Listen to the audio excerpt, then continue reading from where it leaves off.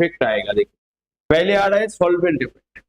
Solvent effect basically क्या होता है, देखिए solvent effect on rate of SN1 reaction. The polar protic solvent, मैंने लास्ट दिन बोला था polar protic SN1 SN2 reaction बोलने का टाइम में बोला था, याद है ना, लास्ट क्लास मतलब लास्ट क्लास में हम लोग डिस्कस किया।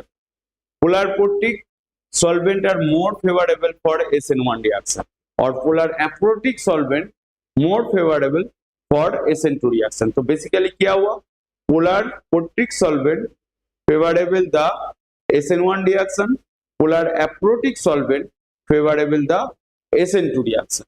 So they occupy the space between the incipient carbocation. Incipient carbocation का मतलब है partial carbocation, मतलब partially positive charge रहेगा। Incipient carbocation and the just leaving group prevent them the recombining and during the ionization, that is the rate determination. जैसे ये वाला polar protic solvent है, ये वाला क्या है आपका पोलर प्रोटिक सॉल्वेंट है। पोलर प्रोटिक सॉल्वेंट के वजह से यहाँ पर आपका ऐसे इनिशिएटेड आयन पेयर फॉर्म हो रहा है, मतलब ऐसे डॉट फॉर्म हो रहा है, मतलब लिविंग ग्रुप ऐसे रिकॉम्बाइनिंग during the ionization.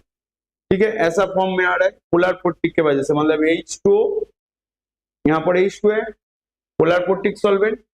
Polar protic solvent ऐसे बीच में कोई नेगेटिव चार्ज और पॉजिटिव चार्ज के बीच में ऐसे आयन फॉर्म में रिकॉम्बाइन हो रहा है।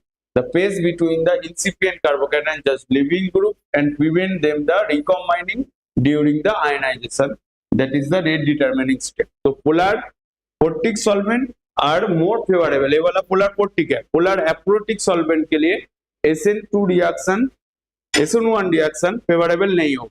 तो आपको समझ में आया है वाला टॉपिक, मतलब यहाँ पर ये जो H2O रिकॉम्बाइन हो रहा है, मतलब प्रिवेंट कर रहा है ये जो पॉजिटिव और नेगेटिव, मतलब यहाँ पर जो पॉजिटिव चार्ज है, यहाँ पर जो नेगेटिव चार्ज है, इसके अंदर में क्या कर रहा है, बॉन्डिंग में प्रिवेंट कर रहा है।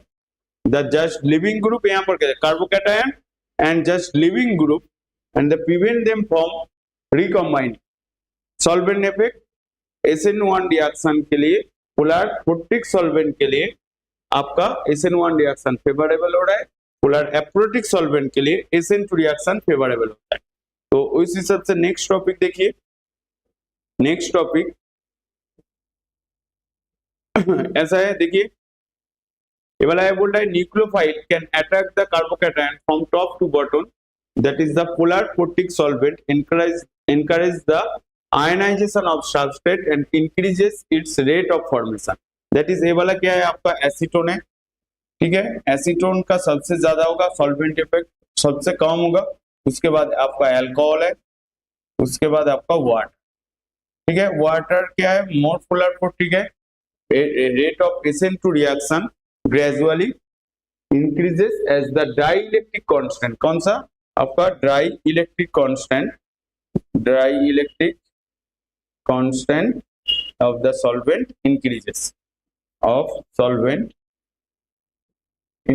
आया समझ में, इंक्रीजेस हो रहा है डाइलेक्ट्रिक कांस्टेंट। तो आप लोग देख पा रहे हो ठीक से या नहीं देख पा रहे हो?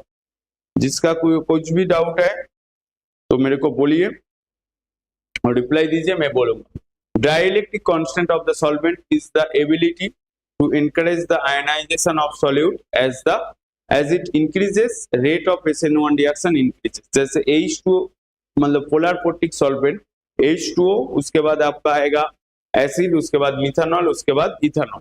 मतलब dielectric constant of the solvent it is ability to encourage the ionization of solute as it increases rate of SN1 reaction increases। आया समझ में? तो ये वाला टॉपिक पोलर प्रोटिक एप्रोटिक के बारे में समझ में आया। नेक्स्ट देखिए इफेक्ट ऑफ सबस्ट्रेट, क्या इफेक्ट आएगा सबस्ट्रेट का।